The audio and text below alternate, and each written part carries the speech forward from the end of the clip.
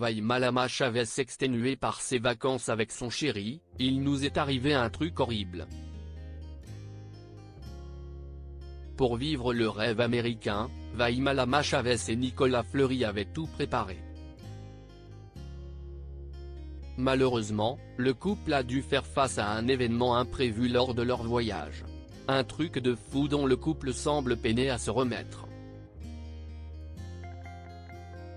Après un passage très remarqué à Fort Boyard, Vaille Malama Chavez s'est envolée avec Nicolas Fleury aux États-Unis et plus particulièrement en Californie pour un road trip américain.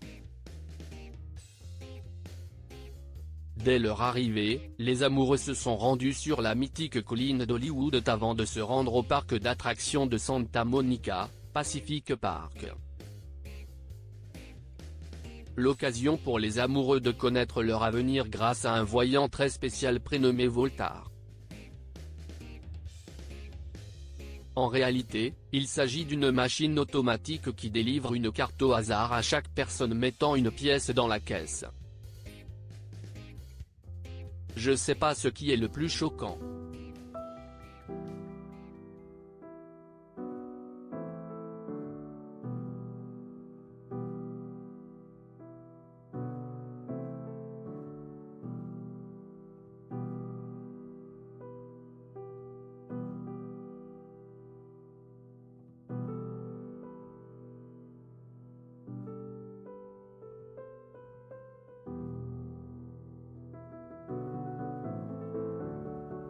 Plaisante Nicolas Fleury qui partage également le cri qui vient des enfers de sa chérie lorsqu'elle perd une partie.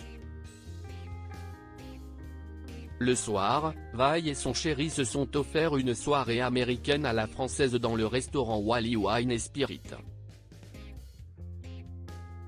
Adepte du bon rouge, Nicolas a pu déguster plusieurs verres face à Miss France 2019, impressionné par la bonne descente de son homme. Parce qu'un verre c'était pas assez, ironise-t-elle d'ailleurs en partageant les verres de vin de son chéri. Les dernières 24 heures ont été rudes. Le 21 août 2022, celle qui a fait la préface du livre Orgasme et préjugés a ensuite révélé avoir vécu une expérience inédite.